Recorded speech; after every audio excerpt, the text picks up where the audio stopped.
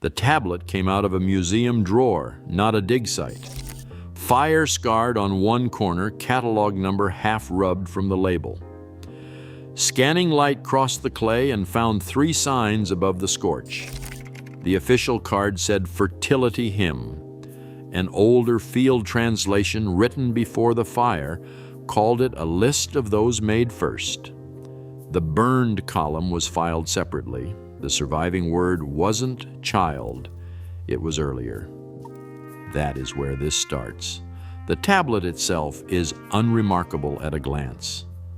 Palm-sized pressed clay, cuneiform impressed in careful columns, the kind of object that ends up in a storage drawer after initial cataloging, deemed secondary to the larger pieces.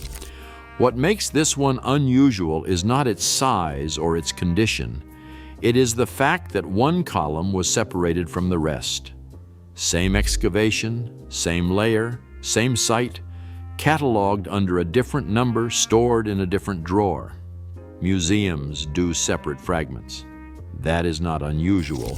What is unusual is that this particular separation appears to have happened after the fire, not during the original excavation process. The earlier field photograph shows the tablet intact. One continuous piece, all columns present. The scorch damage came later during a storage incident, the kind of minor archive accident that generates a brief note and little else.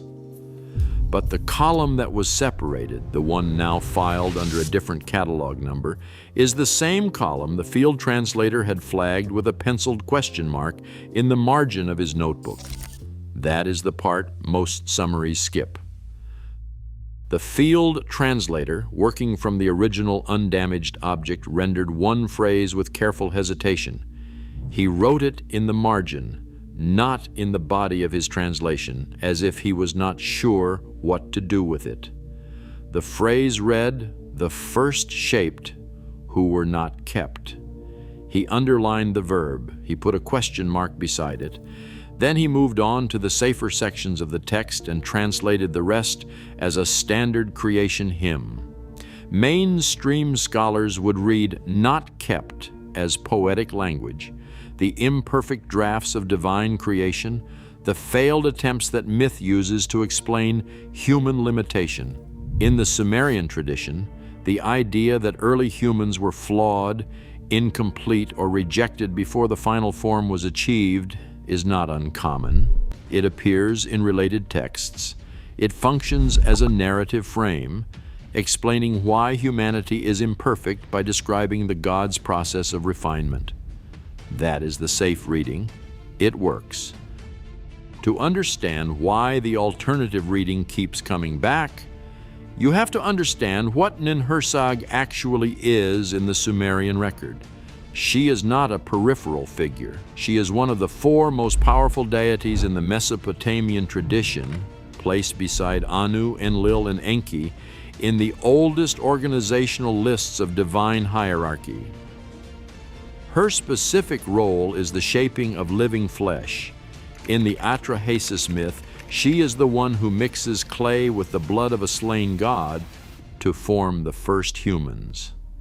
In other texts, she is called the mother of all living, and also, in a phrase that most translations handle quietly, the one who determines form, not the one who creates souls, the one who decides what bodies are made. That is a very specific function, and if a text connected to that function describes a category of beings who were formed and then set aside, the question of what that means is not a small one. It is the kind of question a fringe researcher with too much time and access to a translation notebook would follow into a museum drawer. But the verb the field translator underlined is not normally found in hymns. It appears regularly in temple inventory records, specifically in the context of assessed and removed stock. Not discarded, not destroyed, remut, set aside. The grammar of the phrase does not say the first shaped were destroyed or erased. It says they were evaluated and then removed from a list that continued without them. That distinction is small. It is also not symbolic. Sumerian administrative language is precise. Temple inventories were legal records. When a scribe used a verb from that register in a religious text, it meant something specific. Either the scribe made an unusual stylistic choice, or the passage they were transcribing had a different function than a hymn. Those are not the same thing. And then there is the count. The field translator noted it but did not comment on it in the body of his translation. A number appears in the text immediately before the phrase first shaped. The number precedes the designation. In liturgical and hymnic texts, numbers appear in repetition: 7 heavens, 4 directions, 40 nights. They function as sacred quantities, not as tallies, but this number appears once. It does not repeat. It does not correspond to any recognized sacred formula in the surrounding text. Hymns repeat. They accumulate. They don't enumerate once and stop. That is the part where the official explanation starts to feel slightly too clean. A disputed reading of the phrase, and this is fringe, not consensus, treats the number as a count of the first shaped group. According to this interpretation, the text is not praising the creation process. It is recording a population, a specific quantity of beings, made before the humans the rest of the tablet addresses. Made, evaluated, and then removed from the record that followed. The mainstream view holds this reading as a misapplication of administrative vocabulary to a poetic context. That objection is legitimate. Sumerian verbs are wide, translation is contested, a single notebook margin and a damaged fragment do not overturn an established reading, but then the same number appears somewhere else. A cylinder seal recovered from a different site, different excavation, different decade, carries the same numeric sign beside the emblem of Ninhursag. Cylinder seals were used to certify and authenticate. They were pressed into wet clay to mark transactions, agreements, and official records.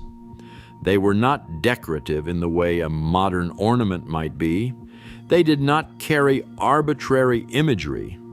Every symbol on a seal had a function. It identified the owner, the institution, or the nature of the transaction being authorized. Why would the same number associated with first shaped appear on a seal beside the emblem of the goddess whose text contains the phrase in the first place?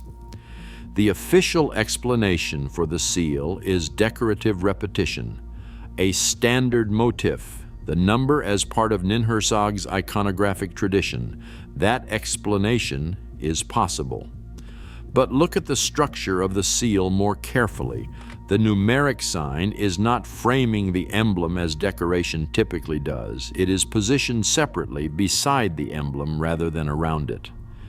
The layout suggests 2 distinct elements recorded together rather than one decorative composition. That is a small thing, but small things accumulate. Stop for a moment and consider what the combined reading would suggest. A tablet records a quantity of beings referred to as first shaped, or depending on translation, the ones made first, who were evaluated and then removed from the record of what came after. A seal, from a different context entirely, carries the same number beside the figure of the goddess credited with shaping them. One fringe researcher, working from both objects, proposed that the tablet was not a hymn at all. It was an audit, not a prayer describing the beauty of creation, but a record documenting what the creation process produced, what passed, and what was set aside. That reading requires accepting several translation choices that mainstream scholarship does not accept. A wrong verb choice or a misread numeric sign can manufacture an entire false case. The history of Mesopotamian studies is full of sensational readings that collapsed when the underlying grammar was checked by a second translator. But the grammar of the disposal verb is not the disputed element. Even the official translation acknowledges the verb. It acknowledges the number. What the mainstream reading disputes is the function of those elements, whether they indicate a real count of real beings or whether they are liturgical language being misread through a modern lens. That is a fair objection, and it would be the end of the question except for what appears in a third text. A fragmentary inventory from a temple complex, damaged, incomplete, filed under a different classification entirely, contains the same disposal verb. Not in a creation passage, not in a hymn, in what appears to be an administrative record of a sealed threshold. The verb that the field translator underlined, the word that mainstream scholars classify as liturgical in the Ninhursag tablet, appears here in a purely logistical context, beside a sign that refers to a boundary, a door, or a dividing line. Beside that sign is a word that some translations render as below, and others render as interior or inside. Why would a creation word sit next to a sealing word in an unrelated inventory? The inventory fragment itself is worth describing because its origin makes the connection harder to dismiss as coincidence. It was not found near the Ninhursag tablet's excavation site. It was found at a different location entirely, cataloged decades later, and initially classified as a ration list, the kind of administrative text that records the distribution of grain, oil, or labor assignments. When a later researcher began a comparative study of sealing terminology across Mesopotamian administrative texts, this fragment appeared in the results not because it was flagged as unusual, but because the database search returned it alongside other texts that used the same verb cluster. The researcher noted the anomaly in a footnote. Not a central claim, a footnote. The kind of observation that gets absorbed into a larger study without drawing attention. The footnote reads, in summary, the disposal verb appears here in a non-creation context beside a threshold sign, which may indicate a shared scribal convention or may indicate that both texts were drawing on a common administrative template for describing bounded spaces. The researcher did not pursue it further. That footnote is the kind of thing that disappears. And it almost did. One fringe reading of the Ninhursag material found it while working backward through citations in the comparative study. It had not been connected to the tablet before. It had not been connected to the seal before, and yet here was the same verb in a third location beside a word meaning sealed or closed. This is the moment where reasonable caution is most important. The fragment is damaged. The connection between this inventory and the Ninhursag tablet rests on a single shared verb, and shared vocabulary does not prove shared meaning. Ancient scribes learned from established templates, and verbs from administrative registers could have spread into religious texts through scribal convention, not because the texts were describing the same event or the same category of being. The mainstream explanation may still be the safest one, but now the verb, the count, and the seal have all arrived at the same place independently. 3 separate objects, 3 separate contexts, 3 separate excavations, and the same cluster of elements pointing in the same direction. That is not proof. In ancient studies, convergence can be coincidence, or it can be the result of a broader system of thought that modern readers are only partially recovering. What the fringe reading assembles from these 3 objects is something like this. Before the humans recorded in standard Sumerian creation texts, there was another population, referred to as first shaped, counted, evaluated, and then placed somewhere that the later record does not describe in full. Not destroyed, set aside, behind a sealed threshold, below or inside something the later texts describe from the outside but never enter. That is a significant claim. It is not confirmed by these objects.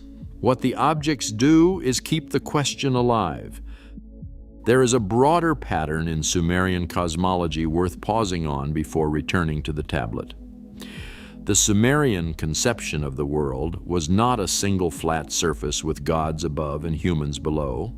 It was layered, multiple heavens, each with boundaries between them, and a structured underworld with its own geography and sealed doors. The word for the underworld, Kur, in the oldest Sumerian, does not simply mean beneath the ground. In its earliest usage, it means a separated place, a location defined by its difference from where ordinary life occurs. When Sumerian texts describe the Anunnaki going underground, mainstream scholars read this as cosmological metaphor, the way ancient people organized divine hierarchy by placing higher gods in the sky and lesser gods below. That reading is standard and it works for most texts. But one fringe researcher pointed out that in several underground references, the verb used to describe the god's placement below is not the same as the verb used for death or the afterlife. It is closer to the verb for storage or for removal from active use. The same register as the Ninhursag tablet, the same administrative flavor in a context where administration should not be necessary. That could be scribal convention, it could be coincidence, or it could be that the scribes were drawing on a consistent vocabulary because they were describing a uniform concept, beings shaped, evaluated, and then placed somewhere the living world described only from a careful distance. The field photograph shows it whole. The fire came later. The column that was separated is the column the translator marked with a question mark. In the surviving portion, above the scorch, where the clay is still readable, 3 signs remain intact. According to the disputed reading, those 3 signs form a phrase that translates as, "they remember." The official reading of those same signs is a devotional formula, a standard phrase of dedication meaning something closer to in honor of or in remembrance. That translation is grammatically defensible. Devotional formulas appear throughout Sumerian religious texts. The phrase is not unique. But memory, attributed to the first shaped, to a group the same text describes as removed from the record, is grammatically strange in a way that the devotional reading does not fully address. Devotional formulas typically memorialize the dead, the gods, or the king. They don't typically appear in a passage that has just enumerated and administratively disposed of a separate category of beings. The syntax around those 3 signs is not the syntax of dedication. One translation makes the phrase a prayer. The other makes it a statement. And the difference between a prayer and a statement in this context is the difference between a hymn and a record. The burned column is still filed separately. The question mark is still in the margin. The number still appears once, not in repetition. Beside a designation, the translator was not sure how to classify. The disposal verb still behaves like inventory language in a context where inventory language is not supposed to appear. And 3 signs above the scorch line still read, according to one contested interpretation, as a record of persistence, not a memorial, but a fact. Not that the first shaped are honored, that they remember. There are 3 possible explanations for all of this. The first is coincidence, a shared verb, a similar number, a misread devotional phrase, and a fragment that only looks connected because the fringe reading selected the details that fit. The second is mistranslation, The field translator made a series of choices that the mainstream has correctly identified as too literal, and the verb, the count, and the seal are being forced into a pattern they do not actually form. The third is the one no one says plainly, that the tablet recorded exactly what it said it recorded, that there was a first population, that they were counted, evaluated, removed, and placed somewhere that the rest of Sumerian writing only ever approaches from the outside. The burned tablet is still in storage, the column still filed apart, the disposal verb still legible, the number still unexplained, 3 signs above the scorch still waiting in a language most people will never read. That could be coincidence. It could be mistranslation, or the tablet recorded exactly what it said. Subscribe and follow where this leads. The next investigation doesn't stop at a threshold. It goes through one.